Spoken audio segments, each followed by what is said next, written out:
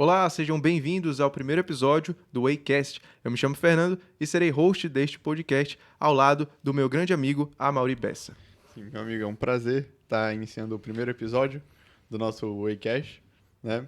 E nosso podcast que tem como intuito falar de temas sobre cultura, família, do nosso cotidiano, né? Que algumas vezes são ignorados, né? A gente pretende aprofundar e trazer convidados que nos ajudem com isso, né? E para hoje, o nosso primeiro convidado, nós temos aqui o Guilherme Andrade. O Guilherme Andrade ele tem 24 anos e é psicoterapeuta especializado em jovens. Seja bem-vindo, Guilherme. Muito obrigado. É um prazer estar aqui com vocês. Então, Guilherme, psicoterapeuta especializado em jovens, né? A gente sabe que hoje em dia a gente vê uma grande confusão, né? Quando a gente pensa na educação das crianças, ao que eles estão sendo expostos, né? E eu queria, na verdade, começar perguntando de ti, quando é que surgiu essa vontade, esse desejo de ajudar os jovens, as crianças? Cara, uma história bem engraçada, assim, porque eu comecei a estudar, realmente viver uma vida intelectual com 19 anos de idade, mais ou menos. Hoje em dia eu tenho 24, tá? Então não tem tanto tempo assim. Mas em 2017 eu descobri um documentário que mudou a minha vida. E depois disso eu comecei a estudar bastante. E comecei a atender pessoas em 2021, mas como uma forma de consultoria mesmo. Mas eu atendia mais adultos. E em uma das minhas lives eu estava fazendo no Instagram e eu comentei sobre o assunto de temperamentos humanos. E uma mãe estava assistindo a minha live e falou bem assim, olha, tu tem como fazer isso com meu filho? Eu já atendi adulto, puxa, eu acho que a minha linguagem é um pouco difícil para um adolescente, para uma criança, assim. Aí eu fiquei meio receoso se realmente seria uma coisa boa, não tava pensando expressamente no dinheiro, naquilo que eu poderia ganhar ou que eu poderia evoluir, eu não tinha esse pensamento. Era só como é que eu conseguiria fazer com que aquela pessoa amadurecesse. E aí eu comecei a pensar naquilo que as pessoas aprendiam antigamente e que se perdeu muito na escola. Então, a partir do momento que a gente tem a concepção que a literatura pode ser um exemplo para a nossa vida, tanto para a gente incorporar aqueles sentimentos, entender como é que funciona, eu decidi fazer um trabalho de amadurecimento com jovens a partir da literatura. Então, como eu tinha feito terapia quando eu era mais novo, com 16 anos de idade, eu não gostei tanto assim, porque eu sentia que a pessoa estava querendo muito mais me falar o que ele pensava, sem me entender de verdade. E aí eu peguei aquela experiência e traduzi de uma outra forma. Porque para adolescente é necessário ser algo mais propositivo. O adolescente ainda não tem compreensão dos sentimentos dele. Ele não tem uma compreensão moral, realmente. Então, é necessário passar toda essa visão através de um texto de literatura, através de um filme, alguma coisa desse tipo. E aí, a partir disso, eu posso conversar com ele sobre a vida dele.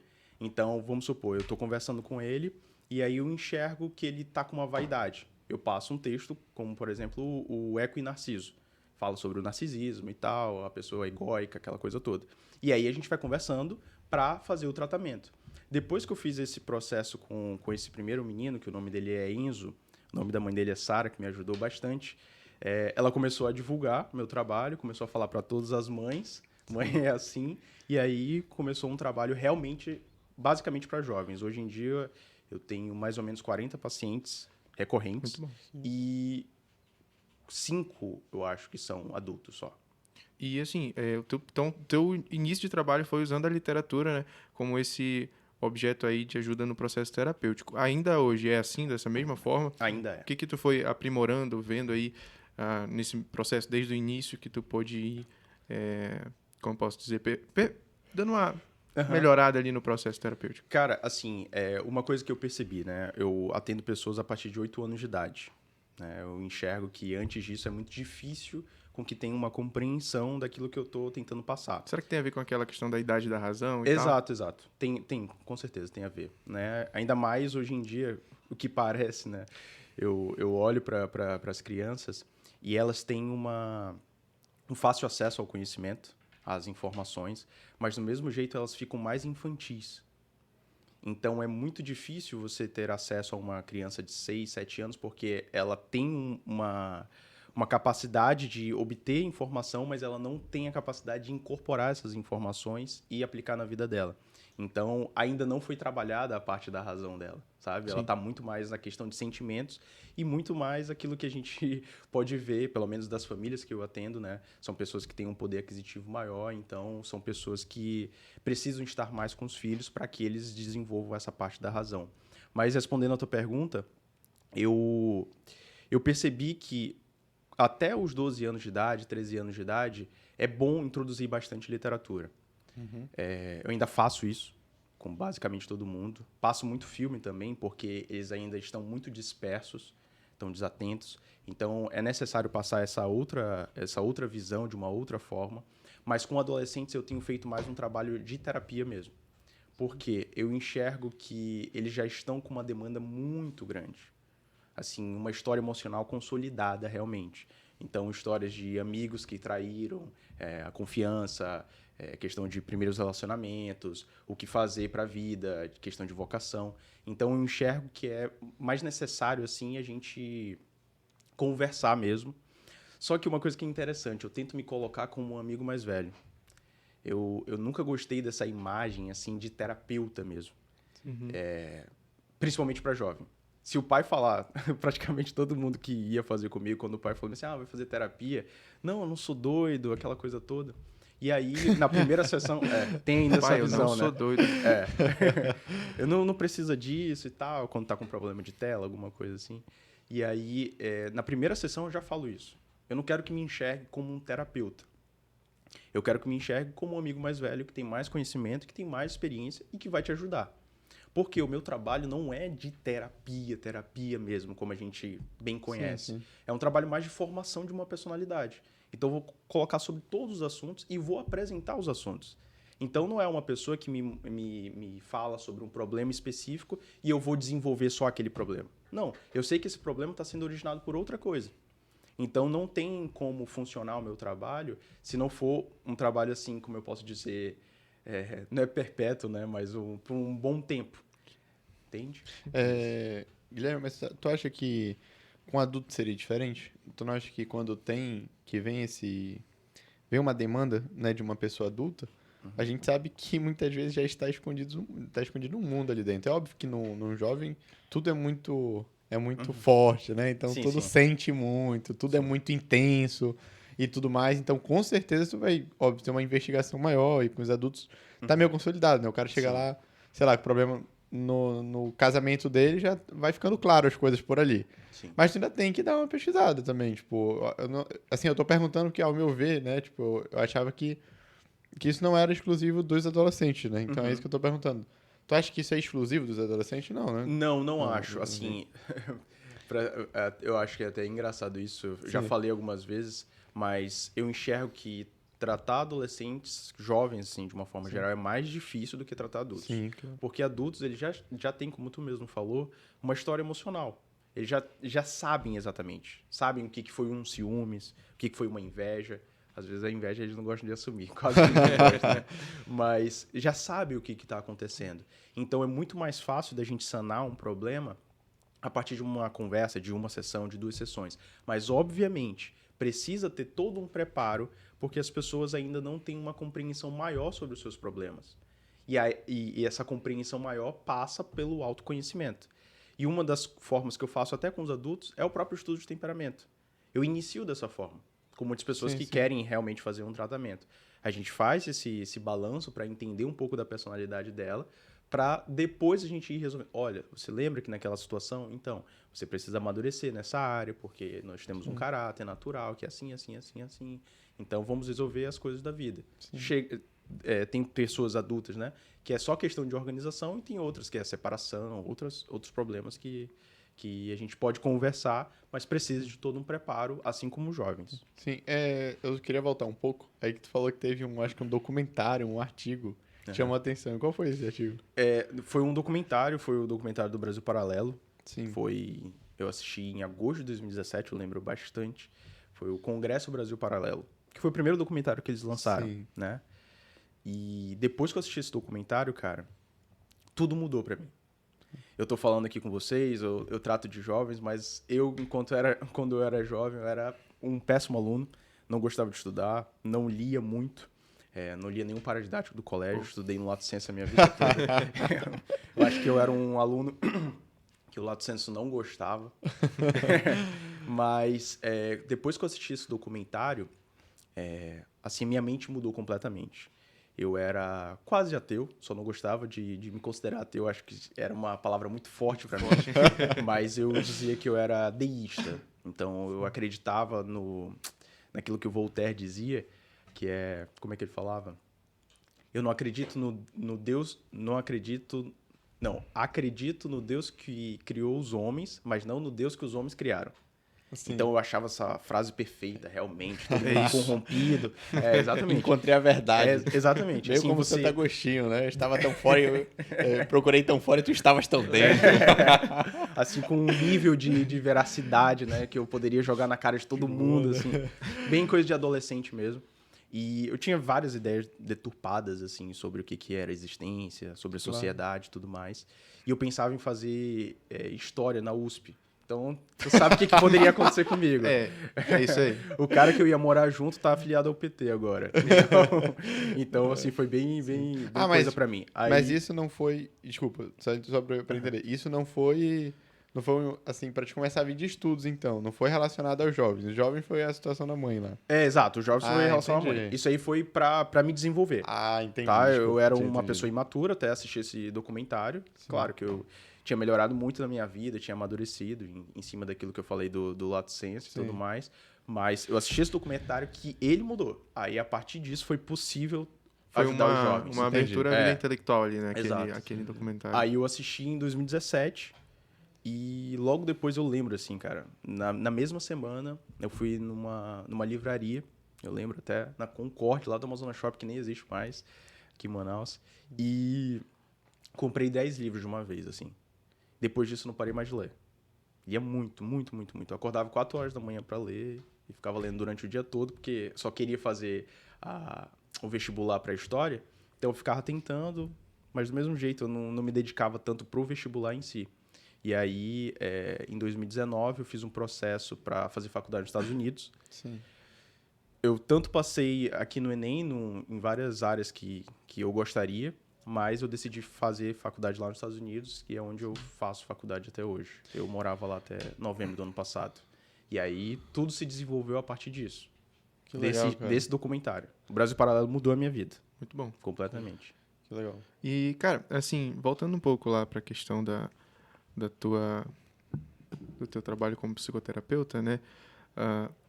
É muito importante a gente ver, assim, que a gente precisa iniciar mesmo uma formação. Tu falou, né? Que não é bem uma terapia em si, como as pessoas enxergam, né? Uhum. Mas sim uma formação ali da personalidade da criança, né? E aí é muito importante que a gente comece realmente desde a base, né? Porque hoje em dia, como tu mesmo falou, as crianças elas têm muito acesso à informação, mas será que essa informação é realmente boa? Será que isso está ajudando ela a ter um bom imaginário, a formar um bom imaginário, né? Uhum. Então é muito importante quando a gente pensa que a gente precisa formar a pessoa desde lá do início, né? Porque elas não estão recebendo essa educação desde lá do início. Então, e um problema grande que a gente tem hoje são as telas, né? Que pode ser um problema, mas também tem alguns benefícios, né?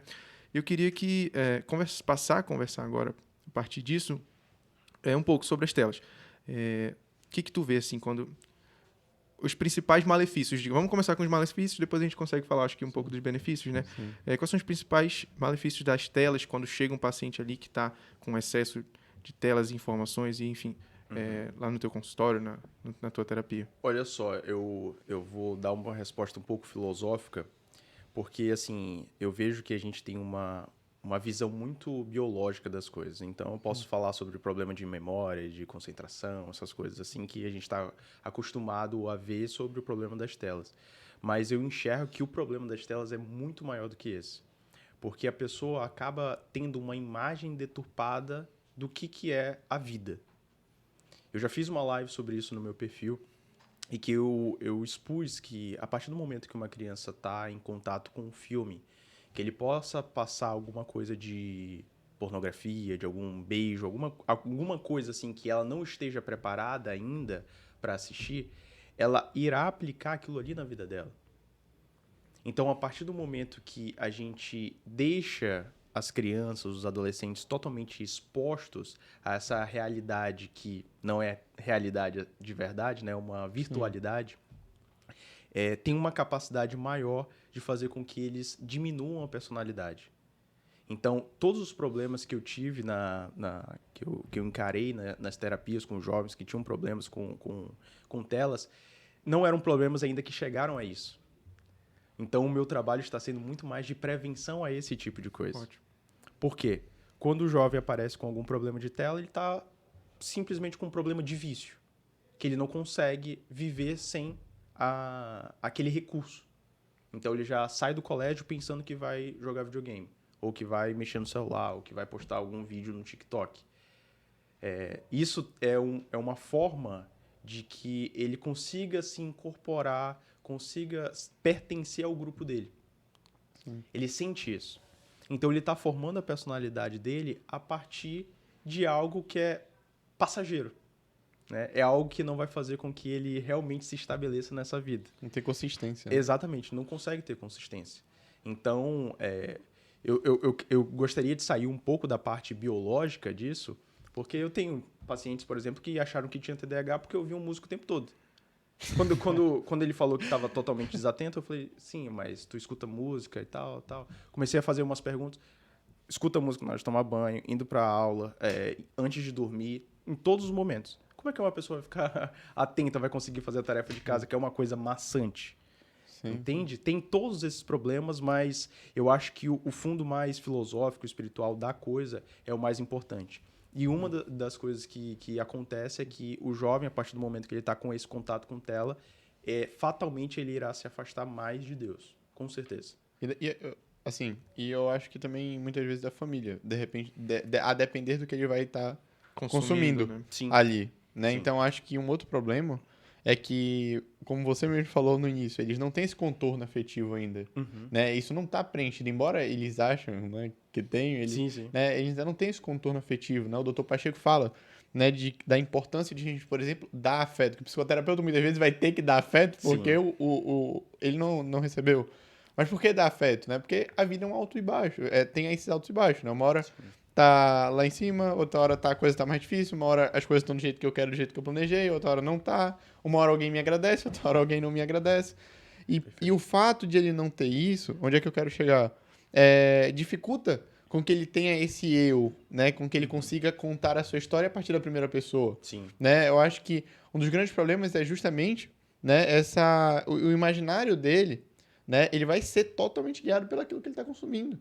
Ele não consegue fazer esse discernimento. E ele não consegue perceber esse efeito que está tendo na vida dele. Uhum. Que é uma coisa que eu percebi, isso não faz muito tempo, que eu fui aberto a essa realidade imaginária, eu acho que foi há um ano, né? E foi uma coisa que, se você vê, às vezes até na gente, né? Que já é um pouco maior, acontece, sabe? Sim. A gente está sendo guiado por outra coisa, imagina num jovem. Então, eu acredito que isso é um dos grandes problemas. Eu queria escutar um pouco sobre isso, até para as pessoas que estão nos escutando saber, porque eu vejo que isso ainda é um tema, até mesmo no nosso meio, né, na bolha do conservadorismo, ainda está assim, muito no início, que é a questão do quanto uma história boa pode influenciar a nossa vida. Sim. Né? O bom quanto ter boas referências, e o Dr. Pacheco fala muito disso, né? De a gente ter referências que estão antes da gente. A gente não precisa ter uma referência que está aqui hoje.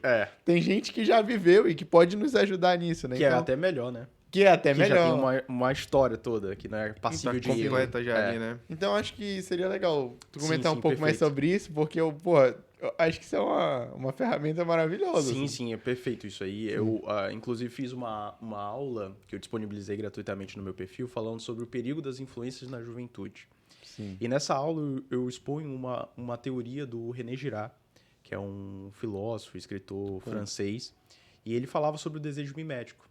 Sim. Uma coisa que os pais precisam ter compreensão é que eles são os primeiros professores... Desculpa. Eles são os primeiros professores no primeiro momento do filho. Então, no comecinho da infância, até os 8 anos de idade, mais ou menos, e aí o filho começa a passar por uma divisão entre os pais e o que vai ser o mundo. E aí ele deixa de ter os pais como um grande parâmetro de vida, como um grande exemplo, e começa a buscar as coisas do mundo. E essas coisas do mundo são as influências externas, aquilo que não está presente dentro de casa, em que os pais não têm total controle sobre a moral, sobre a ética das pessoas. Então, ele vai incorporar muito mais a personalidade dos amigos, da cultura de massa, do que os artistas estão falando. Então, por isso mesmo, a gente precisa ter muito cuidado.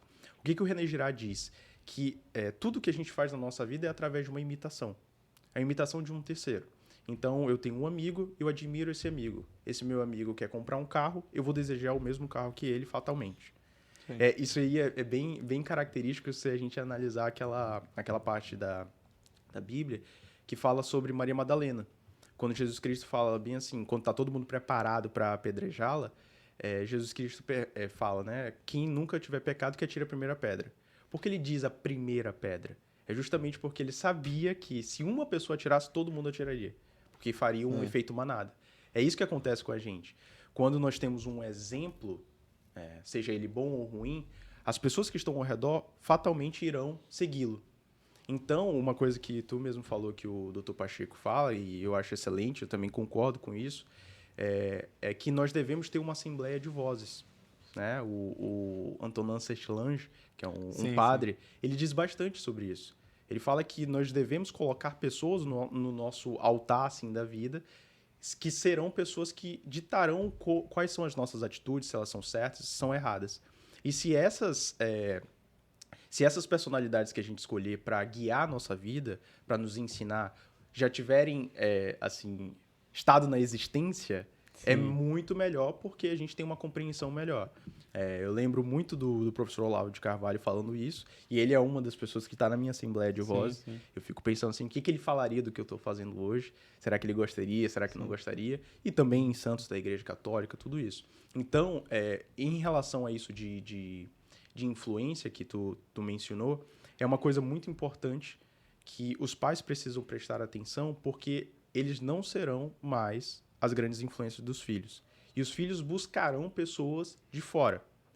E normalmente serão pessoas mais velhas. Então, um menino de 13 anos vai andar com 16, 17, que provavelmente já está fazendo algumas besteiras na vida e que vai apresentar isso como uma forma de ser leve, de viver melhor, de fazer isso e aquilo. Então, o meu trabalho também, eu falo isso muito para os pais, o meu trabalho também é uma forma de me colocar como esse exemplo.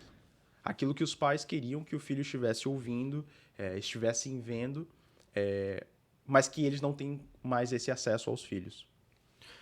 Eu queria voltar um pouco nessa definição, nesse conceito do René, que ele fala, né, todo desejo é mimético, né? E tem algo que é muito interessante, né? Que, assim, para eu desejar algo, é preciso que alguém torne aquele objeto desejável, né?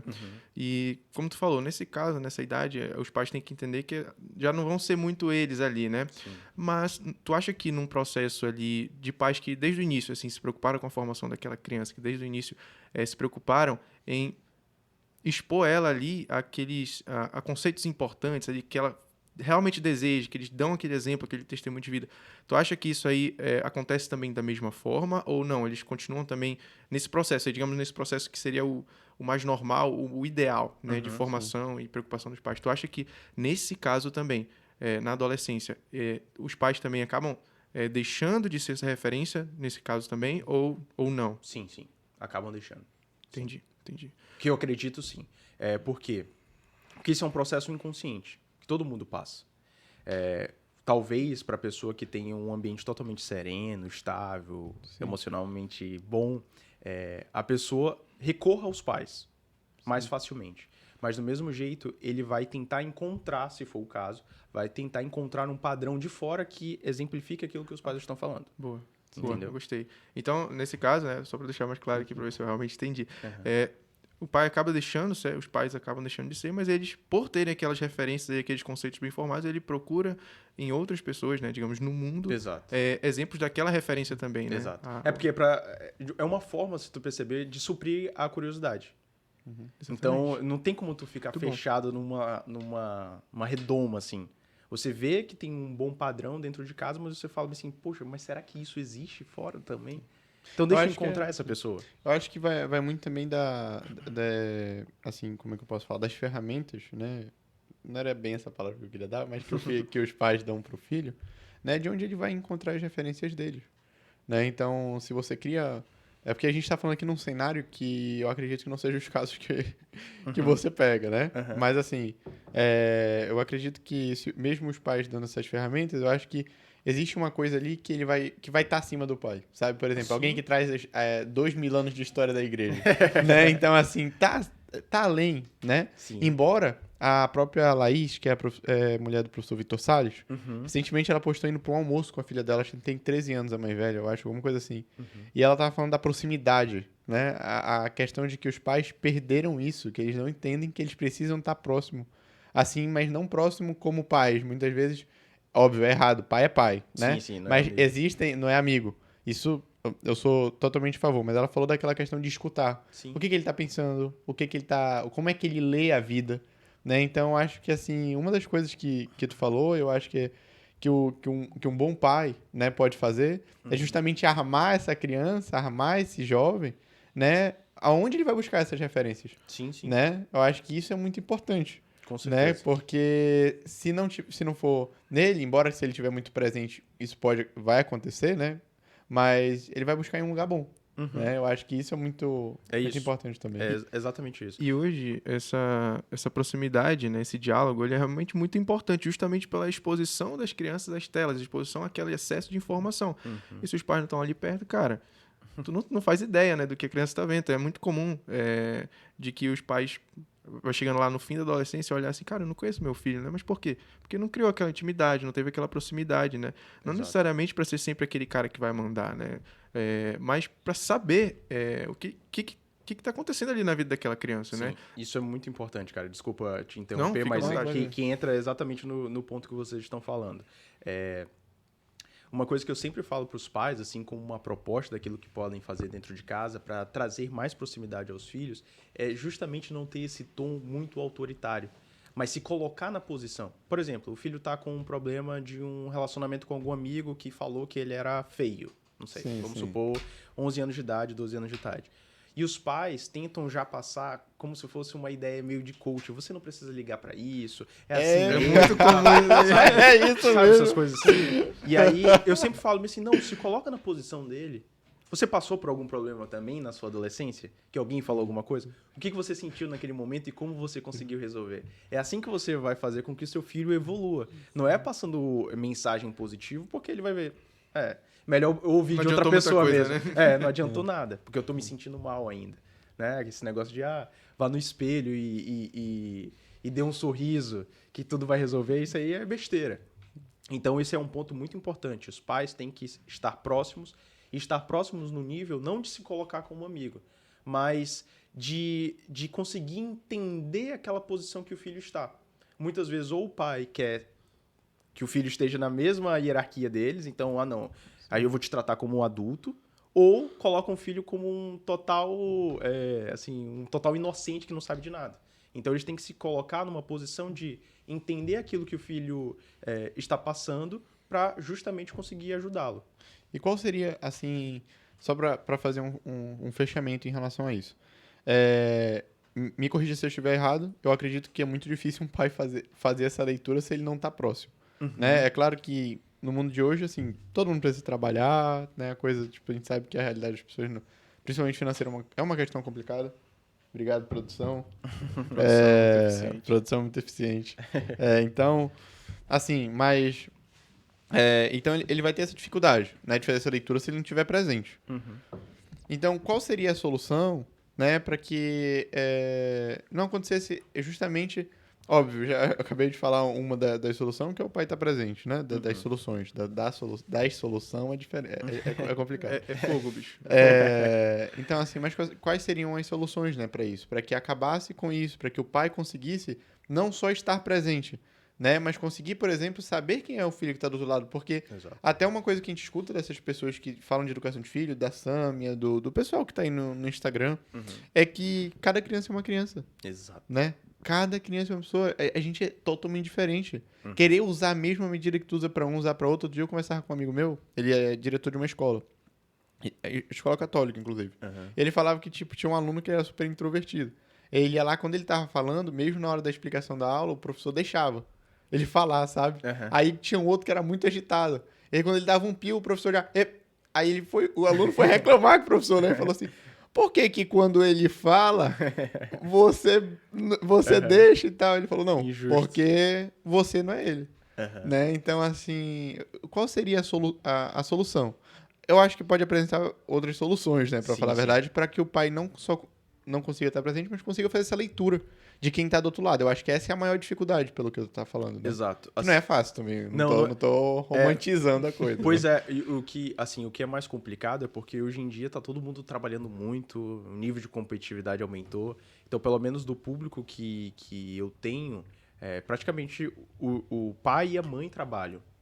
Então, os filhos ficam mais com secretárias, ou a mãe chega assim no final da tarde, e o pai só chega à noite. Então, tem um problema realmente desse nível de proximidade para ter um pouco mais de presença. Mas uma coisa que eu aconselho bastante é eles terem sempre um momento juntos durante a semana. O final de semana é normal, né? Já está juntos. Mas durante a semana, para coisas simples, jogar um jogo de tabuleiro, assistir um filme juntos, para justamente causar essa proximidade para conversar com os filhos. Mas se isso não for possível, pelo menos saber quem são os amigos do filho. Que provavelmente ele está incorporando legal. a personalidade deles. Que legal. Provavelmente. Sim, eu acho que isso é muito importante, né? Eu acho que até às vezes o pai fica meio receoso, né? De tipo, vou trazer gente pra minha casa, Sim. mas às vezes é até legal, É né? até Tipo, melhor pra saber, ti, muito pra melhor. te saber Muito com quem melhor. teu filho tá andando, né? Tipo, E já hoje, fica a melhor. dica aí. eu acho que tem algo importante pra gente falar aqui, né? Que tu falou que hoje tem a questão do trabalho e tudo mais, então acontece muito hoje em dia que alguns pais acabam delegando a educação dos filhos. Uhum. Além do que seria minimamente aceitável ali, Sim. né? Eu queria que tu conversasse um pouco sobre isso, né? Dos principais, poxa, malefícios, né? A gente já sabe o primeiro aqui que a gente conversou, que é, poxa, isso distancia. Uhum. Distancia e depois o pai não reconhece. Mas o que tu vê que ainda é ruim em relação a isso? Que pode realmente levar essa questão de os pais não estarem mais próximos, cara. Então, até no final de semana, coloquem 1000 cursinhos e 1000 esportes e tal. Exato. E isso é muito comum, Uhum. né? Eu queria que tu conversasse um pouco sobre isso. A gente já falou desse primeiro algo ruim, né? Que é esse distanciamento. Mas o que tu vê ainda que também está atrelado a essa delegação da educação dos filhos? Sim. É um problema, assim, bem sério. Eu enxergo que os filhos podem se tornar pessoas até egoístas e ingratas por causa disso, né? Porque os pais não assumiram uma postura realmente exemplar de conseguir entender o nível de demanda que está passando para o filho, e a maior parte deles colocará para si a ideia de sair o mais rápido possível de casa. Então isso para mim já é um problema. Não é uma responsabilidade, poxa, eu tenho que assumir o meu dever, eu tenho que formar minha família, eu tenho que fazer isso, eu tenho que fazer aquilo. Não, eu quero sair o Sair mais de rápido casa, né? possível, porque eu não quero mais ficar com essas pessoas. Então, isso é um problema. Eu enxergo que não é a maturidade, é a imaturidade falando realmente. Mas, com certeza, existe a imaturidade do filho de abordar os seus problemas dessa maneira, mas também existe o problema dos pais de não saber fazer com que o filho cresça de uma forma mais consciente, de uma forma mais serena, mas colocar sempre num padrão de que ele tem que assumir excelência acadêmica e nunca excelência de personalidade. Então, os pais muitas vezes querem que os filhos tirem nota de 8 para cima, mas eles não acham tão interessante assim fazer com que o filho lave a louça depois do almoço. Então, se meu filho está tirando 8, eu pago uma secretária para lavar a louça. Ele não precisa fazer mais nada, ele só precisa estudar. E aí a pessoa entende isso e fala assim, tá bom, eu estudo. Aí o resto eu faço tudo que eu quero. É importante porque, nesse caso aí, realmente não cria aquele... Poxa, tu tem um dever a ser cumprido, tu tem uma obrigação, né? Então, Exato. a criança fica meio... Exato. beleza, eu vou estudar aqui, mas depois eu vou pra tela, entendeu? Eu vou pro videogame. Exato. Não Exato. tenho mais nada pra fazer. E o problema ainda pior, eu falo isso pra muitos pais. Quando os pais falam bem assim, meu filho é muito inteligente, ele aprende as coisas muito rápido. Aí eu, poxa, me desculpa, mas pra mim isso ainda é pior. Porque se ele aprende muito rápido, ele assiste a aula no colégio, ele volta pra casa e nem faz a tarefa de casa. Ele vai copiar de alguém vai mandar a tarefa, ou ele faz de qualquer jeito e tira uma nota boa. Então pra ele não tá tendo um esforço. Ele não tá cumprindo um dever dele. Ele simplesmente tá fazendo aquilo lá porque obrigam. Então ele não entende como é que funciona a vida. O compromisso que ele deve ter, que ele deve assumir. Ele simplesmente faz porque é obrigatório. E a partir do momento que a gente vive assim, ou quando a gente chega na idade adulta e tem a possibilidade de sair de casa, a gente vai sair e não vai olhar mais para trás. Então não vai ter mais a memória da família. Vai ser uma coisa, eu preciso esquecer isso aqui, eu preciso me livrar. E isso é uma coisa muito ruim para uma família. Principalmente para a harmonia dela. Cara, e assim, eu não tinha visto essa percepção, né? Realmente, que é muito comum, né? Ah, meu filho aprende muito rápido, né? Tem muita gente. E realmente, Tem o cara, QI alto. é muito mais fácil para eles realmente chegar em casa e, poxa, fazer aqui de qualquer jeito, porque de qualquer forma eu vou tirar minha nota boa ali na prova, Sim. eu fazendo a tarefa ou não, Sim. né? E isso acaba, realmente, foi uma percepção que eu não tinha, eu e é uma gostei, coisa assim, muito interessante. Cara, eu tenho pessoas assim que é até difícil de conversar. Porque não entende o problema. Fala assim, cara, por que tu tá me cobrando pra eu fazer outra coisa? Se eu já faço o que meus pais pedem. Pra que eu vou precisar fazer alguma coisa? Aí eu fico assim, meio, poxa, porque eu tenho que ter um acesso também aos pais pra poder falar alguma coisa. Sim. Mas do mesmo jeito, os pais ainda entendem que isso é o mais necessário. Se tá fazendo isso, tá cumprindo esse dever, não preciso mais fazer nada. Então, quando eu falo com ele, com ela, parece que parece que tem uma vaidade. Com ele, com ela, com eles. Pega, assim, uma vaidade realmente. Assim, você não olha, você olha com indiferença. Então, um cara que tirou 10, tá, tanto faz, ele só fez um pouquinho a mais. Mas eu tô passando, tá tudo tranquilo. Então, vive num estado de mediocridade e não compreende que ser medíocre é ser ruim. Pelo menos na minha interpretação. Claro. Quando você escolhe ser medíocre. Sim. Quando você tenta, se esforça e você chega na parte média, assim, aí é tranquilo. Agora, se você aceita isso e nunca quer evoluir, aí é um problema. Paralisa, né? E tu falou de uma coisa que eu acho que é até legal a gente comentar, porque apareceu como... Beleza, tipo assim, a gente já entendeu a massa, né? A gente já entendeu como tá a maioria dos jovens, e apareceu uma galera com uma solução que, pra mim, não é boa. Que foi essa galera do saia de casa. Sabe? Saia o quanto antes de casa. Sim. Né? Então, assim, e não saia de casa pra formar uma família, não sai. Mas por que sair de casa? Né? Tipo, exato. O que vai me levar a sair de casa, né? Então, fazer causa e efeito, né? O que tem a ver o amadurecimento com o fato, simplesmente, de eu sair de casa e abandonar minha família? Sim. Né? Tipo, óbvio, nesse sentido, tu não tem filho, tu não tem esposa, tu não tem nada e... Não, mas saia de casa. Né? Saia de casa porque... Nesse caso vai ser até pior, né? Porque ele vai sair de casa e não vai fazer nada, bicho. Não vai fazer nada, só vai fazer merda, exatamente, né? Exato. Então, assim, ele pode, por exemplo, se tiver ganhando dinheiro, aí vai ter uma empregada, né? Não vai saber gastar bem o dinheiro dele, né? Porque o dinheiro, ele dá esse acesso, né? Ele te dá esse certo poder de ação, né? De comer o que você quer, de comprar o que você quer, de ter o que você quer. Sim, o conforto. Né? O conforto. Então, assim, eu acho que isso é legal a gente comentar, porque surgiu como uma coisa muito boa, sabe? Saia da sua casa e vá cuidar da sua vida. Saia da sua casa e vá crescer. Você vai crescer quando você sair da sua casa, não sei o que e tal. Sim. E muitas vezes eu acho que nessa história aí tá sendo disfarçado uma falta de contorno afetivo, um problema mal resolvido. Sim. Sabe? E que não aparece, porque tá vindo inclusive de pessoas, né, que são boas, que são conhecidas como conservadoras, que são conhecidas como altas vozes, pra guiar aí a galera que segue no Instagram, tá? Sim. E tal. E aí, pra mim, é um problema muito mais... Porque parece que eu falo assim, gente, peraí, mas ninguém tá vendo, não? Assim, né, que tá. Pra mim, eu interpreto isso aí até como uma falsidade de personalidade. Sim. Eu vou fazer um paralelo que não tem tanto a ver assim, mas essa onda de red pill que as pessoas estão consumindo, que os homens estão consumindo, é exatamente o mesmo padrão que acontece. Então, uma pessoa frágil emocionalmente, não criou uma personalidade digna, realmente, começa a olhar esses padrões e fala assim, eu tenho que incorporar isso logo na minha vida. Tenho que agir assim. E aí, o que ele faz? Vou colocar no negócio do Red Pill. É o cara que não consegue ficar com nenhuma menina, não tem atitude, não tem confiança, e aí ele assiste esse vídeo e acha que, a partir daquilo ali, ele é, na linguagem deles, um macho alfa. Que ele tem que destratar a mulher, que ele tem que fazer isso, tem que fazer aquilo. Eu olho, inclusive, tenho adolescentes que estão escutando esse tipo de coisa também e estão achando que é uma coisa legal. Mas, aí, esse movimento de sair de casa é a mesma coisa. O cara não consegue fazer nada na vida. Ele não tem grandes utilidades, ele não tem grandes habilidades. Aí ele escuta isso aí e fala assim, não, eu vou dar meu voto de independência agora. Eu vou pegar isso pra mim. E aí sai de casa e ele não tem a base. Por quê? Ele não conseguiu construir um físico. que é coisas básicas, de questão de disciplina. Ele não conseguiu, assim, fazer as tarefas de casa, de lavar a louça, de arrumar a cama, de se organizar.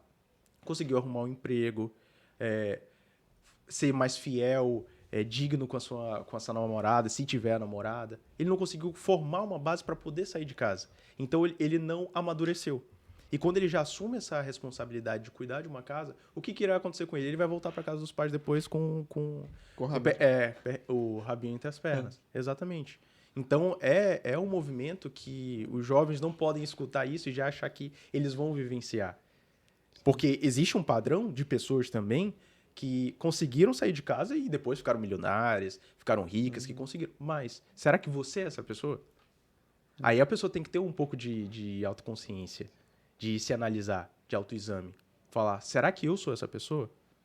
Não, e beleza, a gente tá falando de um sucesso financeiro, né? Mas aí a gente não sabe o que tá por trás. Sim, com Que certeza. é exatamente isso que eu tô falando. Porque vem dessas pessoas. Pessoas que ficam jogando aí na internet, né? Sai de casa, não sei o que, não sei o que.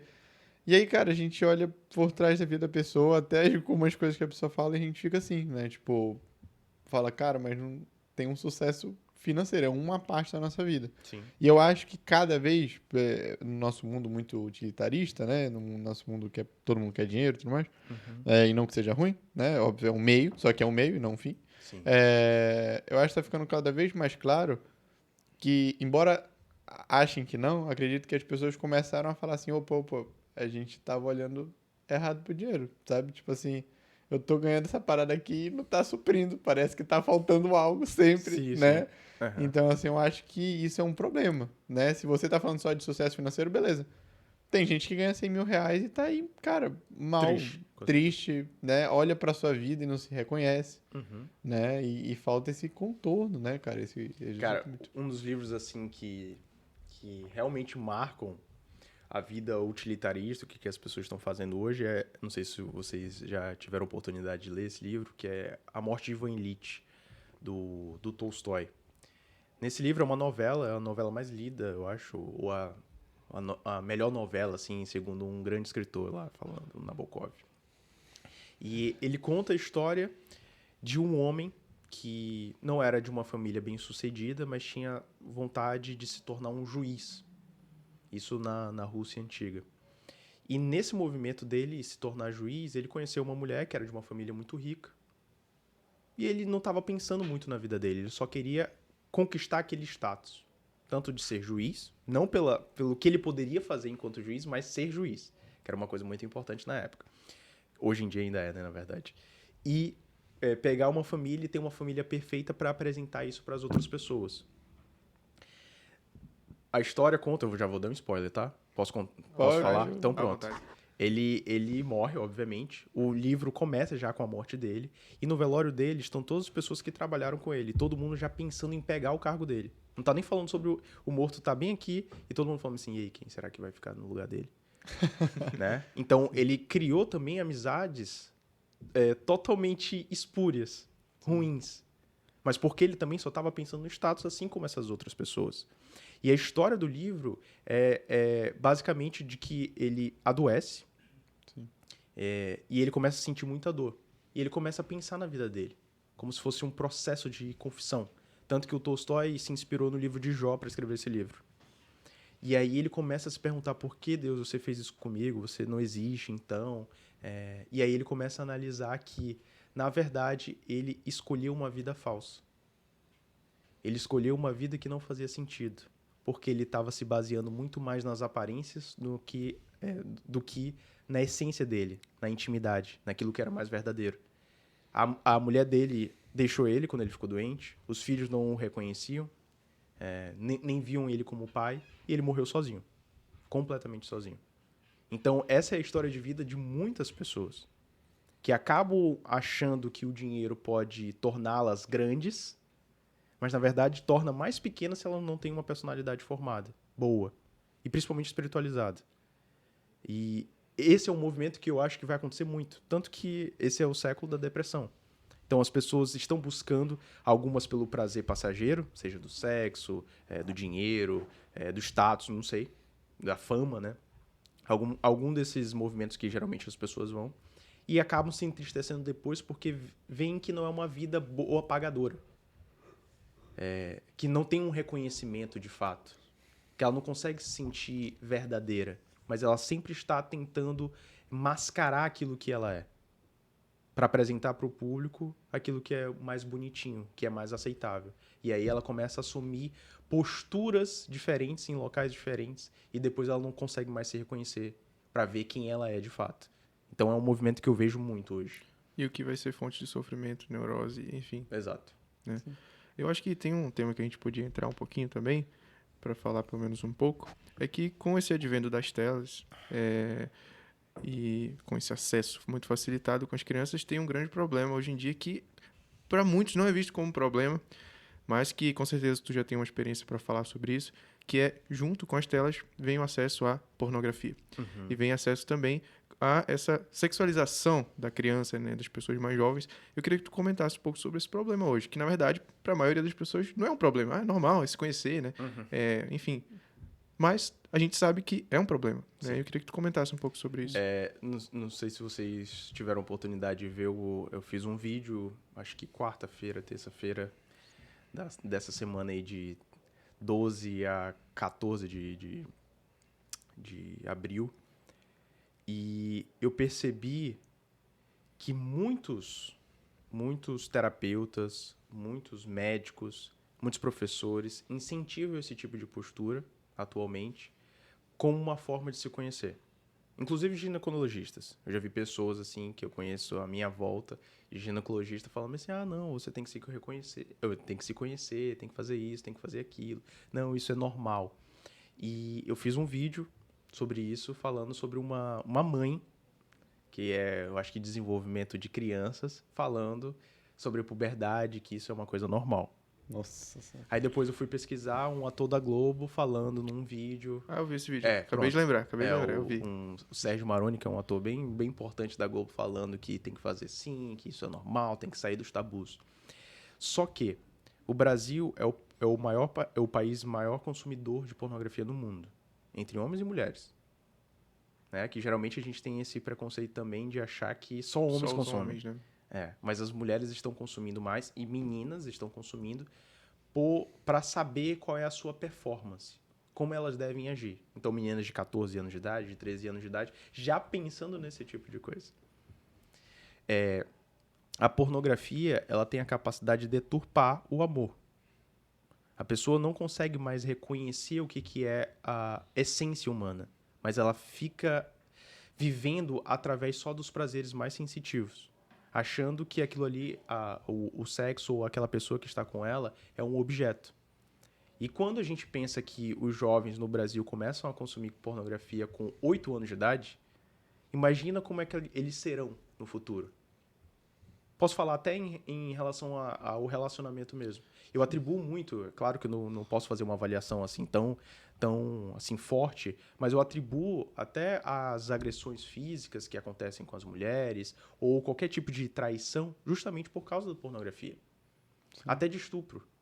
E também o Miguel Soriani, né, que tem um Sim. trabalho bem consolidado em relação a isso, né? Às vezes as pessoas mandam lá no Instagram, né, nos directs, coisas absurdas, assim, comecei a ver com 6 anos, comecei a ver com 7 anos, Sim. com 5 anos, e é algo muito bizarro, né? Algo que é preocupante, cara. É preocupante, né? Porque isso aí também causa uma desordem afetiva muito grande, né? Como tu falou, ela não sabe mais o que é o amor, deturpa o conceito de amor. Como é que vai ser a relação dessas crianças no futuro, cara? Isso é muito preocupante. E eu acho que, assim, as pessoas não se dão conta, né, de que hoje ela é criança, né? Mas amanhã ela vai ser um adulto, né? E quando acontece, né, esses casos de estupro, essas coisas, o pessoal acha que isso surgiu do nada, entendeu? Tratam ele como um doente, né? Tipo assim, olha, do nada esse cara aqui, ele nasceu desse jeito, sabe? Eu não sei onde é que foi, eu acho que é no Canadá, né? Que eles iam... A solução disso, né? A solução dos estupradores lá seria uma castração química. Falei, grandes merda, não vai me adiantar nada, porque o problema não é fisiológico, né? Cara, eu acho que aí a gente entra num problema muito grande. Por quê? E aí eu quero saber como é que aparece isso pra ti, assim, de verdade, porque eu acredito que tu já tenha tido muito contato com isso. Uhum. Porque, sei lá, 90% dos jovens, 80%, Sim. né, hoje consomem pornografia. Uhum. E o que eu percebo é que eles não conseguem olhar o outro como uma pessoa. O problema é só a namorada? Não. O ser humano perde o valor pra ele. É. Ele não consegue mais olhar pro outro, ele não consegue mais se alegrar em estar num almoço de família. Isso é muito sério. Uhum. Ele vai parar de viver a vida dele, Sim. né? E vai chegar um momento que ele vai parar de viver a vida dele. Então, assim, é claro que nós estamos falando de um extremo, mas não é um extremo tão distante, porque nem é uma pessoa tão viciada para isso acontecer, né? Então, assim, eu acho que queria escutar um pouco, né, comentar exatamente isso, né? Essa questão de que falta um olhar de que, tirando questões conservadoras, cara, olhando Sim, para a sim. vida da pessoa. Primeiro, ela não vai conseguir lidar bem com a pessoa humana, porque ela não vai ter esse olhar para ninguém, para pai, para mãe, para amigo, para ninguém, né? Uhum. E essa é outra situação que eu tava falando de chegar a outros extremos no futuro, né? De desenvolver, por exemplo, essa questão do estupro, do que tá passando. Eu não sei se vocês já viram, né? Mas o mercado de, por exemplo, as prostitutas nos Estados Unidos, as prostitutas não, as moças, mulheres que fazem, né? Os filmes pornográficos, em alguns filmes elas parecerem que ela tem cara de criança, Sim. né? Então elas ficarem com cara, por exemplo, que elas têm tipo 30 e querem ficar como se elas tivessem 14, 15 anos. Isso proposital. Né? Inclusive, eu acho que um diretor que fazia isso foi preso agora, nos Estados Nossa, Unidos. Né? sabia Então, não. assim, isso é muito sério. Sim, sim. Né? Isso é muito sério. Uma entrevista de uma dessas mulheres, e inclusive de uma que deixou o trabalho, justamente por causa disso, ela fala: olha, nesse vídeo, a minha intenção era ter 12 anos. Ela fala claramente o vídeo. Uhum. Né? Eu acho que tá no destaque aí de alguém. Eu não sei se é do... Acho que é do Miguel Soriano. Acho que é do Miguel Soriano. Né? Então, acho Inclusive, que eu vou fazer um seria... conteúdo sobre isso. Obrigado. Então, acho que seria interessante, né? Saber e como tá aparecendo isso, quais são as consequências que já aparecem, que não são no futuro. Sim, sim. Né? Eu acho que... A questão, assim, que é até interessante falar sobre isso, e que muitos pais não percebem, mas a indústria da pornografia é a que mais ganha dinheiro no mundo atualmente. Mais do que, assim, que eu falo em questão de mídia, né? Sim. Mais do que Hollywood, mais do que videogame. Imagina, mais do que a questão de música, não sei se é Grammy que chama, que junta tudo, né? Mas pra saber a parte de música. Então, fatura mais do que tudo isso. A partir do momento que a gente sabe disso, sabe que tem um maior público consumidor. E esse público consumidor, se ele começar sendo criança, ele vai começar com um vídeo, vamos dizer assim, normal. Entre um homem e uma mulher acontecendo alguma coisa, mas normal. Depois ele vai passando para algo mais agressivo. Sim. Porque o vício vai consumindo. E a quantidade de dopamina que é depositada no seu cérebro é mais do que de cocaína. Então, qual é o impacto que isso vai causar na mente de um jovem? Como é que ele não vai se viciar numa coisa dessa? E ainda mais quando a nossa sociedade diz que isso é normal. Quando um homem mais velho, quando um pai, um tio, um padrinho chega no churrasco de domingo e fala assim, e aí, deixa eu ver tua mão. Ah, agora tá demorando mais no banheiro. Começa a fazer essas brincadeiras. E aí o menino, vamos supor, aí no caso seria mais um menino mesmo, já começa a sentir que, meu Deus, será que eu deveria estar fazendo aquilo que os meus colegas no colégio estão falando? Sim. Sabe? Então, eu vejo com maus olhos mais a nossa cultura. O que as pessoas estão falando. Porque a partir do momento que você tem um pai que apoia esse tipo de coisa, que você tem pessoas ao seu redor que apoiam isso, acham isso normal, como é que você vai contra esse grupo? E principalmente quando é seu pai. E Então- chega até o caso do pai falar, né? Meu filho tem que ser macho, né? Meu exato. filho tem que ser homem. Exato. Aí o cara já fica tipo, meu Deus, mas se eu não Exato. fizer, né? Exato. E uma coisa, quando os pais falam isso também, eles não têm a compreensão de que, com esse avanço da agressividade na pornografia, uma hora vai assistir um vídeo homossexual ou de orgia ou de qualquer coisa. E Porque é a tendência. esse avanço, né, tem até a explicação biológica, como tu falou, que é a descarga de dopamina, né? Então, vai com aquele vídeo considerado normal, até que ele se acostuma com aquilo, aí a descarga já não está sendo Sim. capaz ali para para satisfazer ele, aí ele vai avançando e vai avançando, né? Então tem essa questão mais biológica mesmo, fisiológica, né, que a gente consegue explicar. Sim. Então realmente é algo muito importante para ser falado e que a gente precisa ter essa noção. E uma coisa que é interessante, até abordando isso aí que tu chegou a mencionar, perde o contato com a castidade. Que a castidade não é você tirar a Não é sua... castração. Não é castração. Mas você olhar a pessoa enquanto pessoa. É uma virtude, né? Exatamente, é uma virtude. Então, o jovem, quando ele começa na pornografia, ele não consegue conceber a possibilidade da castidade. Ou seja, ele perde a capacidade que ele tem de olhar para o ser humano e amá-lo. Como ele é. Não necessariamente o que ele vai fazer com esse ser humano. Então, até se junta também com essa sociedade mais utilitária, em que todo mundo está falando que você tem que servir para alguma coisa, tem que ter alguma utilidade, e aí acaba pegando o conceito de uma caneca e colocando para uma pessoa. Então, tu me serve para tal coisa. Sim, eu acho que isso é muito grave, né? Porque se a gente olhar por exemplo, para os jovens, né? Então, por exemplo, que eles querem ter um relacionamento, né? Então, querem ter um namoro. Namoro, embora tentem pregar que o namoro tem finalidade em si, né? Não tem, a gente sabe que não tem. As próprias pessoas que tentaram fazer isso, sem estudo nenhum, elas chegam à conclusão e falam assim, olha, isso aí não dá certo, né? Isso não vai dar certo.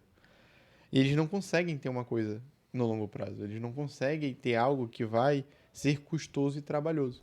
A gente percebe uma fragilidade que vai além do relacionamento, vai além da afetividade. Ele começa a ter uma fragilidade no trabalho.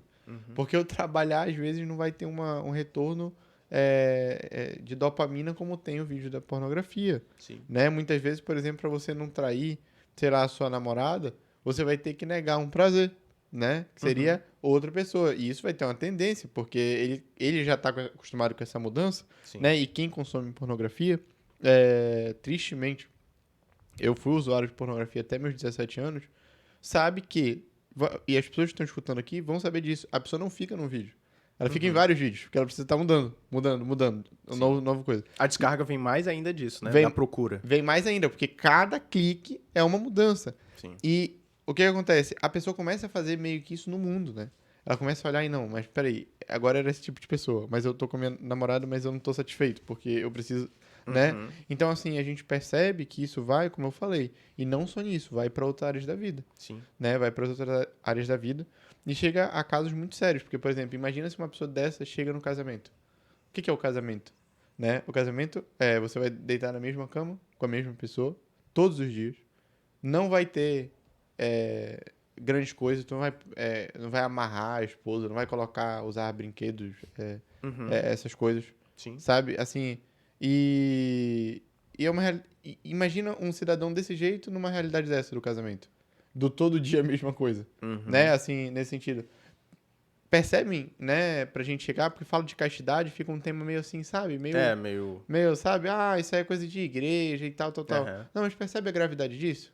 Né? Percebe quantas mulheres hoje não têm esse problema em casa? Sim. Percebem o problema de, por exemplo, não serem desejadas pelos seus maridos? Porque né? eles provavelmente não vão desejá-la, Sim. porque ela não tem a mesma performance, não tem a mesma característica que tem uma atriz pornô, alguma coisa do tipo. Um amigo meu falou que foi confessar com o padre, ele já era 60, 70 anos, sabe? E o padre falou assim, olha, meu filho, ele tava conversando com o padre, né? Fora da confissão, e o padre falou pra ele, olha, antigamente as mulheres vinham ao confessionário falando, padre, o meu marido não me deixa em paz, ele me procura todo dia. E hoje as mulheres iam mal, né? Falando assim, padre, eu não sei se meu marido me ama, eu não sei se meu marido me deseja, porque eles não me procuram mais. Tem noção disso? Tá na mesma casa, né? Percebem, assim, a gravidade de tudo isso, né? Então a gente falou do ramo do trabalho, mas principalmente a relação humana, né? E isso é muito sério, eu acho que falta isso, né? Desculpa ter me prolongado, mas porque realmente isso é um assunto que é muito complicado. E junto disso, eu queria já fazer uma pergunta, né? Que seria assim, como que você faz, por exemplo, diante de um problema desse, né? Como é que é a parte de conscientização dos pais? Porque eu não consigo ver um trabalho... Desculpa, eu não consigo ver, mas não é que não dá pra fazer, entendeu? Pode ser que tu não faça, mas eu acredito muito difícil você fazer um trabalho com um jovem, com adolescente, né? Enfim, é que sem ter um apoio dos pais, sem ter um diálogo com os pais. Né? Porque aí você fala uma coisa, eles falam outra, Sim. você pede uma coisa, eles não fazem. Então, qual seria essa parte de conscientização, de como seria esse diálogo, como seria essa conversa, que eu acredito que também tem que ter todo um jeito Sim, sim. pra... Essa era justamente a pergunta que eu ia fazer, né? Já falando um pouco do teu processo, né? A importância dos pais estarem inseridos ali, né? Então, Aham. era a próxima pergunta que eu ia fazer, né? Por isso que eu te falo. Mas, Uma coisa, cara, até engraçado pra comentar, mas, assim, já atendi muitas pessoas nesses 2 anos e pouco que eu tô atendendo. E eu acho que se eu conheci eu faço uma reunião prévia com os pais pra entender um pouco mais sobre o meu trabalho, entender a demanda, apontar aquilo que é necessário fazer e tudo mais. E nesse tempo, assim, atendi mais de 80 pessoas, mais ou menos. E eu conheci 6 pais. Assim, 6, 7 pais. Então, o público que me procura são as mães. Eu tenho contato com as mães. Mas entrando na seara do adolescente, pelo menos pra mim, tá? Eu posso falar sobre mim, sobre o meu trabalho. Eu sinto que eles confiam muito em mim. Sim. Muito, muito, muito. Minha namorada até fala, assim, se tu for ver os meus, os meus consultados, que é o que eu chamo, eles me amam, assim. Sim, sim. Tem realmente como um amigo mais velho, aquela coisa toda de fazer questão, por favor, vem aqui no meu aniversário, por favor, faz isso, faz aquilo, manda foto, essas coisas assim. Então, eu acho que eu tenho um fácil acesso para entrar nessa seara da vida dele. Sim. É, Tu acha, tem- então, que pro adolescente tu consegue já Exato. ganhar ele, Exato, né? exato. Sim, acredito. Com a mãe é fácil também, porque a mãe geralmente fala assim, não, esse negócio é muito nojento, não quero mesmo que o meu filho faça isso. Quando eu publiquei mesmo o vídeo, tiveram algumas mães que mandaram, por favor, fala isso com meu filho, eu fico tranquilo, que eu falo com todo mundo, que eu não posso falar que tô falando com o filho dela, né? Pode ficar tranquilo que eu falo com todo mundo, tanto com... Agora com... ela vai saber. Não, não. Tô porque brincando, tô brincando. porque foram vários. Então, eu tento trabalhar dessa forma. Tem pessoas que tiveram que ter uma confiança maior para me contar isso. Tem uma pessoa em específico mesmo que ela mentiu para mim por um tempo em relação a isso, mas por vergonha. Quando eu fui perguntar realmente assim mais duro, essa pessoa me falou e a gente começou todo um processo para que saísse desse vício. Desde não entrar em gatilhos, banheiro, chuveiro, na hora do chuveiro, levar celular, essas coisas todas. Retirando todos os gatilhos e toda a memória afetiva que tinha com a coisa. Incorporando uma moralidade. É claro que, para sanar esse vício, não é uma pessoa só assistindo o vídeo do Miguel Soriani. Ah, meu Deus, a pornografia é uma coisa muito ruim. Tá, mas eu sinto prazer nisso aí. Como é que a gente faz realmente para você entender que você não precisa mais disso?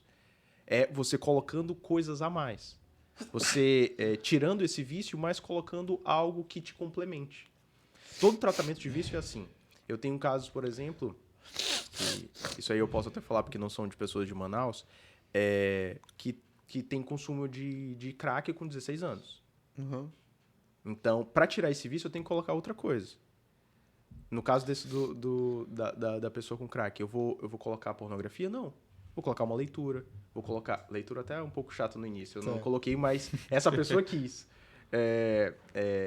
Atividade física. Algo que faça com que essa pessoa se sinta viva de novo. Sim. Todo vício, quando já é vício, ele tem que ser tratado com outro tipo de compulsão. Mas uma compulsão que seja benéfica para a vida. Seja a pessoa ficar obsessiva pela alimentação dela, é muito melhor ela fazer isso do que ela voltar para uma droga ou para um vício em pornografia. Acha que também... Só uma dúvida, tá? Desculpe a leiguice aí. Mas acho que em alguns casos, por ter uma necessidade de ter um certo prazer maior na atividade que tu vai colocar, precisa ter essa questão, tipo, de colocar uma atividade assim que fala, não, esse cara aqui, por exemplo, não dá pra me colocar pra ele só uma leitura, eu preciso colocar uma coisa que pra ele realmente vai ser mais prazeroso. Então, por exemplo, de repente eu vejo que ele gosta muito de jogar futebol, eu falo, cara, eu acho que tu pode jogar futebol 5 vezes na semana, sabe? Então, assim, isso também pode ser proporcional. Assim. Oi, cara, que é até interessante. Para algumas pessoas que são muito tímidas, eu não vejo as telas com maus olhos, assim. Sim. Porque tem contato com os amigos, tá ali conversando. No colégio não consegue falar com as pessoas. É um processo para chegar lá. Então, eu tenho que entender a individualidade da pessoa para saber qual é o tratamento que ela precisa para aquele momento, para ela desenvolver aquilo ali. Entende? Assim, a gente chegou nesse ponto todo a partir da nossa conversa lá no início sobre o acesso da informação das crianças, né? As telas, né? E como tu falou agora, que em alguns casos não vê como ruim, eu queria também justamente que tu abordasse um pouco disso, porque a gente já está começando a chegar na reta final aqui do podcast, a gente não pode também deixar de falar que, realmente, quando a gente pensa em crianças um pouco mais novas, o ideal é que, acredito, não tenha realmente um acesso às telas.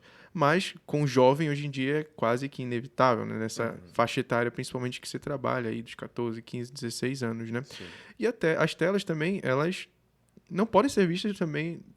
elas têm todo esse malefício e é muito sério, mas ela tem um lado positivo também, tem alguns benefícios que ela consegue trazer ali, principalmente para essa idade aí, né? E eu queria que tu comentasse um pouco, né? Que tu falou lá no início que para algumas pessoas, olha, eu não vejo como problema assim, pode ser benéfico, né? Sim. Queria que tu comentasse um pouco mais sobre isso. E só para complementar do Fernando, né, saber como os pais podem ajudar nisso.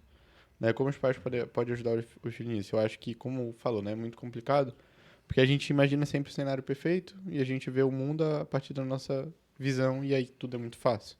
Né? Tudo é muito fácil quando tu vai ter...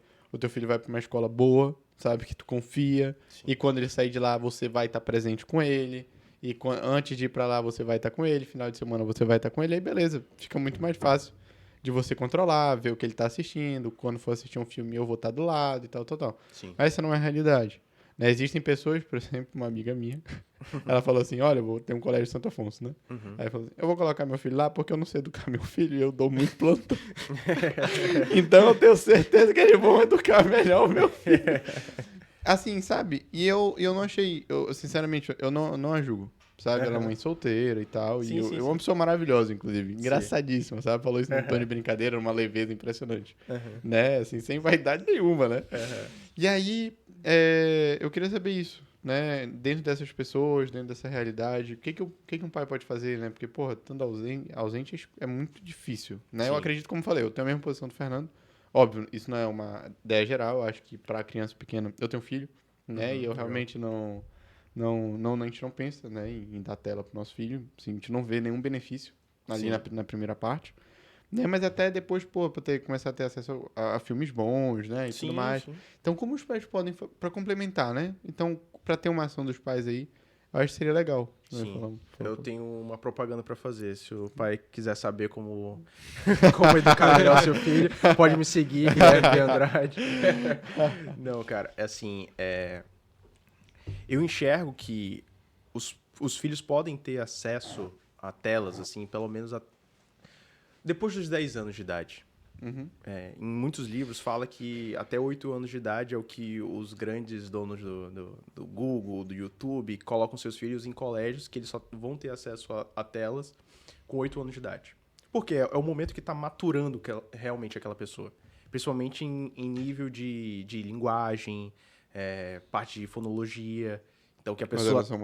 Coordenação motora, de concentração, várias coisas que são necessárias para uma criança se desenvolver. Se der antes disso, obviamente ela vai pecar em muitas coisas. Eu mesmo tenho pacientes que têm 13 anos, 14 anos de idade, e que não conseguem ler um texto realmente, sem travar. Isso é uma coisa séria. Se ele está lendo dessa forma, se a pessoa está lendo dessa forma, em voz alta, provavelmente na cabeça fica totalmente desatento, né? Então, o que eu acho? Os pais deveriam dar, se fosse no sentido ideal, né? Deveriam dar as telas depois dos 10 anos de idade, mas bem regulada. Sempre observada. No final de semana e com os pais do lado. Entendi. Mas, assim, na minha compreensão, nunca dá o celular depois, assim, só depois dos 15 anos. 15, 16 anos. O celular não pode ter, sozinho.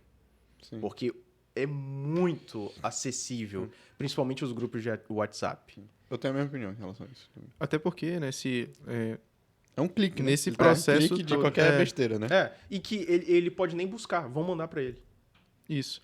E até porque nesse processo todo, né, se ele teve uma boa formação ali, é muito provável que com os 15, 16 anos, né, quando foi liberado, ele vai saber o que fazer, né? Exato. Se tiver uma boa formação ali. Exato. E além disso, terá receio também de errar. Poxa, eu fui blindado, assim, eu fui protegido, eu tive que ter uma consciência por tanto tempo. E agora que tá me aparecendo a oportunidade que vai aparecer o mundo para ele, de qualquer forma, ele pensa 2 vezes antes de fazer.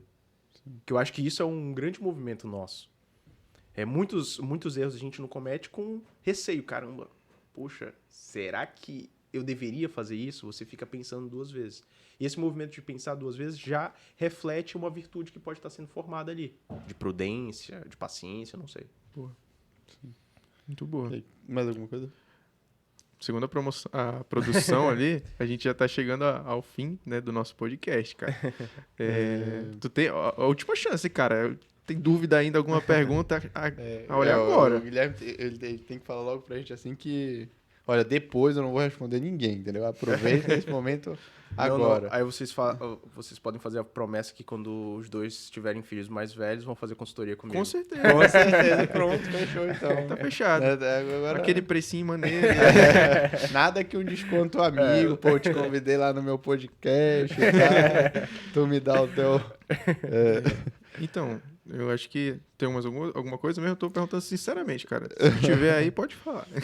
Não, acho que... Acho que foi muito bom, cara, hoje. Sim, Gostei acho também. que é muito bom. Algum problema aí, produção?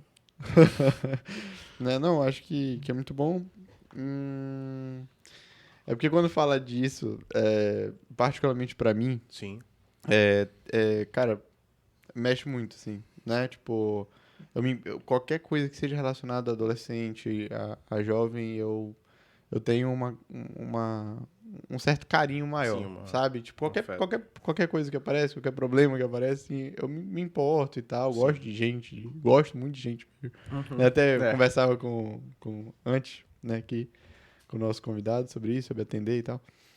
E assim, mas eu tenho um carinho maior, né? Porque, cara, é uma fase que as pessoas tratam o adolescente muitas vezes como adulto, né? Tratam ele como se ele tivesse uma base que ele não tem, Uhum. né? E não percebem que muitas vezes ele tá abandonado, sabe? Eu me vi muitas vezes assim, né? Eu me vi muitas vezes assim. Não porque, tipo, também minha Teve mãe outra queria. Minha questão. mãe foi mãe solteira, né? Uhum. Mas acho Minha que mãe não também. só. Pois é, Quer sabe? E eu tenho o maior carinho, sabe? Eu acho muito bonito isso, a questão das mães, sabe? Que tentam, da maneira delas, dar tudo pelos seus filhos. Eu acho muito, muito ridículo. Desculpa a palavra assim, mas eu acho muito ridículo. Sabe, aqueles jovens que aparecem assim, com 18, 19 anos, um pouco mais velho. Você não me deu atenção, mas eu tava trabalhando pra te sustentar. Mas eu preferi amor, né? E a mãe solteira lá, tendo que sustentar 3 filhos sozinha. Sim. E o moleque, tipo, falando uma coisa dessa. Assim, eu acho isso um absurdo. Mas isso é particular, tá, meu Também povo? acho. Não é a visão do... Então, assim, só deixando claro, né? Então, eu acho que... sério, cara. Eu acho que isso é uma coisa que é o teu trabalho, né? Mas eu acho que a gente tem que começar a conscientizar. Tem que ter essa conscientização, né, Guilherme? Sim. Eu acho que tem que ser um assunto mais falado. Sim. Eu vejo que... Eu vi pouquíssimas pessoas que tratam disso. Existe a galera da educação, né? Que fala da educação de filho. Mas que falam dos adolescentes em especial, não tem muita gente, cara. Não. Né? E olha que no mundo do Instagram é muita gente. Tem muitos experts, tem muitos especialistas. Mas Realmente. é um assunto pouco falado, né? E é uma transição ali, é um processo que é muito Sim. complicado, né? E que tá complicando ainda mais atualmente. Sim, Essa que é a questão. com certeza. Agora, essa é a demanda mais forte que tem. Porque os adolescentes que estão passando por muitos problemas, vamos colocar assim o que está no rol das coisas, né? Ansiedade, depressão, transhumanismo. O Né? que é isso? No caso, a pessoa que está querendo mudar de sexo, Sim. de gênero, né? Interpreta de uma forma diferente. Então, ideologia de gênero nesse caso. Então, são os 3 principais. Eu acho que até mais do que telas. Tá aparecendo muito essa demanda. Muito. Sim. Pessoas hiper ansiosas, ou por uma autocobrança excessiva, ou pela autocobrança ou cobrança da sociedade. Depressão, porque não consegue manter uma amizade, é muito tímido, não consegue se desenvolver. E ideologia de gênero. Então, quer trocar a sua forma de ser no mundo. Que aí é um problema ainda maior, né? Com certeza. Né? Eu imagino que isso pode ser, principalmente numa época em que você não tem muita essa coisa de ver o efeito que aquilo pode causar na sua vida, né? Sim. Porque a Mila até fala, né, irmão do Ita, fala das tatuagens dela, né? Ela fala, gente, não é nada contra vocês que fazem tatuagem, não, mas pensa 2 vezes que eu fiz um monte, ela se cobriu Me inteira. arrependi, sim. Pois é, e depois eu me arrependi, mas tem uma coisa agora que eu lembrei e eu acho que é fundamental falar, que eu acabei esquecendo, né? Quanto tempo aí, produção? 5 minutos. Que é a questão da... 5 minutes. que é a questão da responsabilidade. Então, os pais tiram a responsabilidade do filho, né? Uhum. E tratam a adolescência como um período de confusão, um período que tá passando por um processo, e uma vez, eu, inclusive, viu? Aborrecência. Sabe, que tá mudando e tal. E se eu não me engano, acho que foi inclusive uma aula do Dr. Ítalo Marcílio que eu vi que não tem nenhum estudo que aponta pra isso, que o cérebro passa por uma transformação na adolescência. E eles tratam ele assim e acham que ele não serve pra nada. Sim, A verdade é essa. Então, eles tiram toda a responsabilidade dele. sim. Dando uma responsabilidade que é a da escola. Da escola. Né? Então, acho que eu queria saber um pouquinho rápido, né? Uhum. O que seria... O que seria o quão prejudicial é isso. Porque eu acho que isso tá muito atrelado ao próprio... A própria... Do que aquela pessoa vai ser. O próprio sentido da vida dela. Sim. Uma coisa que eu prego muito, tanto para os pais quanto para os adolescentes, para os jovens que fazem comigo, é o que eu posso chamar de colocar sua pele em jogo, né? Que tem aquele livro do Nassim Taleb, Skin in the Game, né? Sim. Então, arriscando a própria pele. Geralmente, os pais que fazem esse tipo de coisa, de tirar a responsabilidade do filho, são pais super protetores. E aí, eles precisam tomar consciência de que superproteção não é amor. Proteção pode ser uma forma de amor, mas superproteção, ou seja, que você quer blindar o filho de qualquer dificuldade na vida, você, na verdade, está deixando aquela pessoa mais egoísta, mais frágil para reagir aos estímulos do mundo, o que o mundo pode ser apresentado. Então, por isso mesmo, deve mostrar para o filho que a vida é composta também de sofrimentos e que ele precisa passar por esses sofrimentos. Seja o sofrimento menor, que é ter que arrumar a cama, que é muito melhor ter alguém para arrumar, né? Todo mundo escolheria isso, poxa, eu não preciso fazer isso aqui, então tem alguém para arrumar. Mas você tem aquela responsabilidade e você vai assumindo. Uma coisa que eu coloco muito na terapia, que eu peço para os pais também observarem isso, é um processo que se chama de laborterapia. Então, terapia através do trabalho. Lavar louça, limpar o quarto, qualquer coisa desse tipo, para realmente já mostrar para essa pessoa que ela precisa de um ambiente saudável que ela está criando. Então, isso vai gerar em outras coisas da vida dela também. Seja nos estudos, seja no relacionamento, na vocação que ela vai seguir e tudo mais. Gerar um princípio de ordem. Isso, exato. E até a gente vê como funciona, por exemplo, né? Antigamente, por exemplo, para uma pessoa que queria entrar lá nos jesuítas, né? Na época de Santo Inácio de Loyola mesmo, lá, ele falava, se eu não me engano, que tinha que passar 4 anos com enfermeiro, aí depois passava 4 anos com cozinheiro, sendo ajudante de cozinha, pra poder depois ele ir, porque quando eles fossem pra entrar mesmo, eles iam ter o estudo intelectual, né? Sim. E é engraçado, porque o nosso mundo quer, que a criança tem a responsabilidade que é maior da gente que a responsabilidade intelectual, sem ter as responsabilidades mais básicas, mais primárias do ser humano, né? Sim. E como é que você vai assumir algo muito grande se você não consegue dar conta de arrumar sua cama, né? Sim, sim. Exatamente. É aquilo do Jordan Peterson, né? Que ele fala assim, eu acho que desista de salvar o mundo e arrume sua cama. Que é uma coisa pros jovens. Sim. Que é exatamente isso. Tem que assumir as responsabilidades mais básicas. Mais básicas mesmo. Desde, assim, tem jovens, assim, na minha consultoria que eu tenho que passar para escovar os dentes, para tomar banho. Essas coisas mais básicas para depois melhorar as notas. Bem básico. Depois, exatamente. Sim. Eu acho que a gente tem que marcar um podcast só sobre ele. Só sobre o Jordan. Sim. Cara, Não, ia falar mais alguma coisa, né? Não. A produção já disse, cara, isso aí. Para de falar, por favor. Não, mas assim, Guilherme, eu queria agradecer, cara, tua presença aqui, por ter aceitado o nosso convite. Foi muito, muito bom o episódio hoje, né? Nosso primeiro episódio, então a gente já convida aqui as pessoas a acompanhar os próximos episódios, a seguir o nosso perfil no Instagram, também se inscrever no canal do YouTube. E, novamente, queria agradecer ao Guilherme. Muito obrigado, cara, por ter aceitado o convite aqui. Eu vou passar a palavra para cá, para o meu amigo Amaury, depois contigo, para te fazer umas últimas palavras e também falar do teu Instagram, cara. Falar do teu trabalho um pouquinho, para a gente finalizar aqui, tá? Tranquilo. Fazer propaganda, né? Não, Guilherme, só agradecer e parabenizar pelo trabalho. Né? Parabenizar pelo trabalho, conte com as minhas orações, tá? É um trabalho belíssimo. Eu, particularmente, tenho um carinho muito grande por esse tipo de coisa, né? Eu acho que é muito importante trabalhar as pessoas que são... parece um papo meio coach e meio clichê, né? Mas eles são, sim, um dia eles vão ser adultos. Sim. Né? Então, reclamamos tanto do que está acontecendo na sociedade, reclamamos tanto dos maus políticos, reclamamos tanto dos maus médicos, dos maus profissionais, das más pessoas, mas esquecemos que um dia essas pessoas foram adolescentes, um dia essas pessoas foram crianças. Sim. Então, acho que o seu trabalho é fundamental. De verdade, parabéns. Obrigado. Né? Gostei muito e depois tem que marcar o próximo podcast só sobre Jordan Peterson. Bora sim. Pessoal, obrigado também. Gostei muito de participar. Foi uma conversa muito boa. Eu vou deixar o meu Instagram para quem quiser seguir. Guilherme B. Andrade. Tá? Guilherme Barbosa Andrade, no caso, mas é B. Andrade. E lá eu falo bastante sobre... o meu público-alvo, assim, que as pessoas realmente consomem, são mais adultos, né? E geralmente são mães. Então, quem for me seguir, você saberá que é um conteúdo muito mais para mães, para pessoas mais velhas. Eu não falo justamente, assim, de algo de terapia para a pessoa. Então, não respondo muito sobre esse tipo de coisa.